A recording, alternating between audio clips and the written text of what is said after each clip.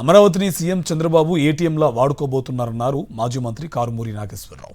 అమరావతి అభివృద్ధి అంటూ గొప్పలు చెప్పుకుంటూ రైతులు విద్యార్థులను విస్మరించారని మండిపడ్డారు. వర్షాలకు పంట నష్టపోయి గిట్టుబాటు ధర లేక అన్నదాతలు అవస్థలు పడుతున్నారని వెల్లడించారు. ప్రభుత్వం ముందు రైతుల సమస్యలపై దృష్టి పెట్టాలన్నారు. లేదంటే వైఎస్ఆర్సీపీ ఆధ్వర్యంలో రైతులతో కలిసి పెద్ద ఎత్తున ఉద్యమం చేస్తామన్నారు కారుమూరి నాగేశ్వరరావు.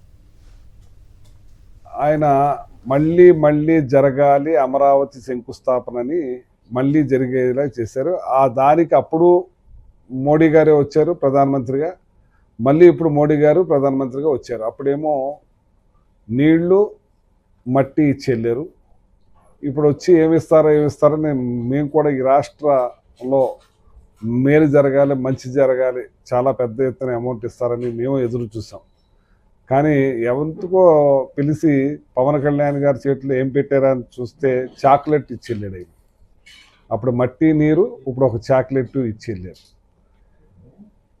ఇది శంకుస్థాపన కార్యక్రమానికి ఆర్భాటంగా 700 కోట్ల రూపాయలు ఏం ఖర్చు చేశారో తెలీదు. ప్రజల సొమ్ము ఖజానా ఖాళీ, ఇంత దారుణంగా 700 కోట్ల రూపాయలు మళ్ళీ పాడు చేయటం జరిగింది.